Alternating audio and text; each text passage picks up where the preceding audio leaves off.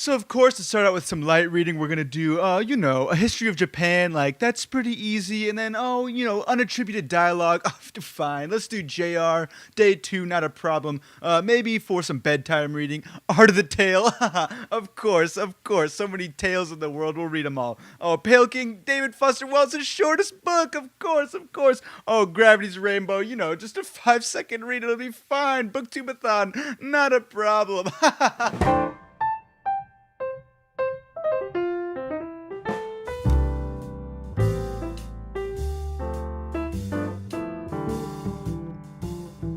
This is so hard to see. You can have your lofty goals, you can read these 1,000-page epics, but this is my first BookTube-A-thon, so I'm doing me.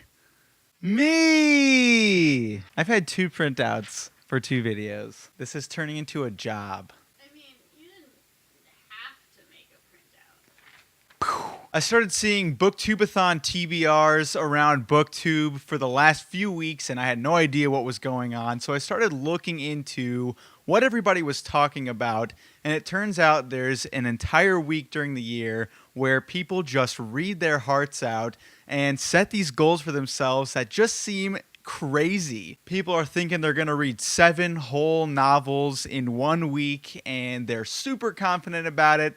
And then I realized that this is something that I'm going to try myself. What the hell am I thinking? Don't get me wrong, I'm definitely into the idea. I think BookTube-A-thon sounds super sweet for everybody to get together as a community and read.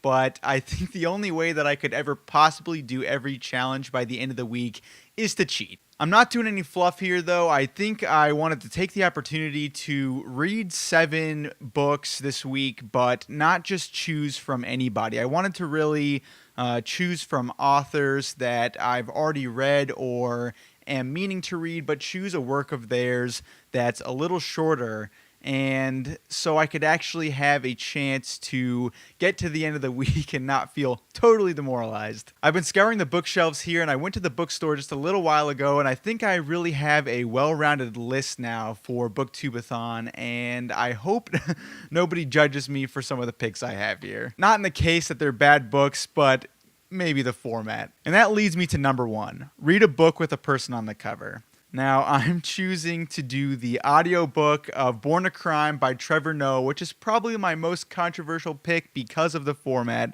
but I'm really excited for it because Trevor Noah actually is the narrator for the audiobook, and I've heard so many good things about this, not only from my friends, but people around BookTube. I know on Goodreads, a lot of people have been having some rave reviews about Born a Crime, and so I will be doing that, so I'll be able to listen while I'm doing chores or on breaks at work, and that way I'll be able to cover a book pretty easily so I can get to that 7. For number 2, read a hyped book, I'm doing Watchmen by Alan Moore. Now, I made the mistake in college of buying Watchmen and having the idea that I was going to wait to watch it until I actually read the graphic novel, and I had so many people see that on my shelves at my apartment being like, "Oh, Watchmen, I love that movie. Have you seen it yet?" And I kept having to be like, no, I'm going to read it. No, I'm going to read it. And people got so pissed at me. So I definitely shouldn't have bought that until I had the intentions to watch it. But now I'm finally going to get the opportunity to watch Watchmen after I finish it for the BookTube-A-thon reading challenge number 2. For number 3, finish a book in 1 day, I went with Italo Calvino's Into the War. Now, everybody knows. Now, a lot of you know that I really enjoyed If on a Winter's Night a Traveler earlier on in the year, and that was my first Italo Calvino, and I really haven't touched anything since, but because I enjoyed it so much, I've just been really anticipating reading a second piece by him, and luckily Jamie already had this on the shelves, and it's really short, and so for reading in 1 day, I think it's possible, but it sounds super interesting. It's set during the summer of 1940, and it says that it's kind of a historical fiction and more of an autobiographical fiction, and we know how Calvino likes to blur those lines.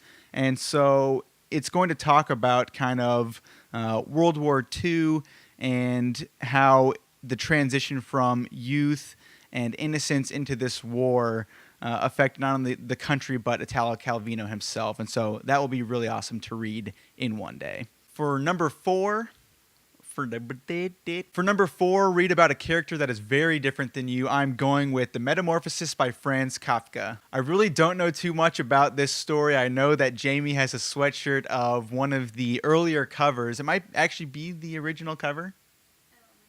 She doesn't think so. All I know is the main character transforms into a bug, and I'm definitely not a bug, so that is a character that is very different from me. This next pick is pretty tongue-in-cheek for number 5, read a book completely outdoors, and that is If This Isn't Nice, What Is by Kurt Vonnegut. Now, it's going to be incredibly hot, and I know that this title is going to keep going through my head as I'm reading. If this isn't nice, what is? Well, air conditioning. This is actually a collection of Kurt Vonnegut's graduation speeches, and I previously read This Is Water by David Foster Wallace and absolutely loved that. And that was a graduation speech that he gave, and I have always been really fond of Kurt Vonnegut. His humor always just hits me so perfectly, and so I think that this will be a great read and quick enough to get out of the heat and back indoors. For number 6, read a book you bought because of the cover. I'm going with The Dharma Bums by Jack Kerouac. And when I bought this, I didn't know who Jack Kerouac was.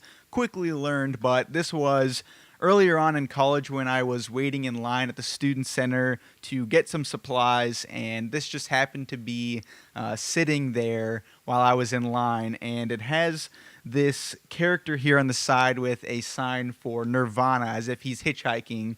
And I thought it looked really interesting and had no preconceived notions, just bought it for the cover and then never read it. So I think this would be a perfect opportunity to do that, and it will be my first Jack Kerouac as well. So I'll kind of get started there and move on to more of his well-known works. On the road again. And lastly, for Read 7 books, I'm going with The Pearl by John Steinbeck. This will be my second John Steinbeck, and even though he had a very short book previously of Mice and Men, the one that I read, this one's even shorter than that, and so that will round out the 7 quite nicely. I really enjoyed the last John Steinbeck I read, and I think that this one will be good as well. On the back here it said it was the winner of the Nobel Prize in Literature, so I think that that will be a good 7. And that's my TBR.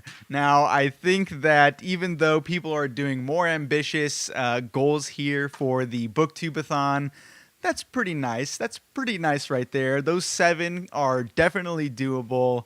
They should be enjoyable reads. I just really hope I can get them done, or I'm going to be a complete failure. That being said, I wish all of you luck for the BookTube-A-thon if you choose to participate. I will be looking forward to your videos on your completed challenges. We'll see when mine get done. I should be on the road to Colorado at the very end of that week, and so maybe it'll be delayed, or I could be even more ambitious and try to finish all those books in half the time and get one out before I leave, but that'll be pretty tough, I'm not going to lie. Regardless, happy reading and have a great BookTube-A-thon. I just need to say bye. Bye. Bye. See you next week.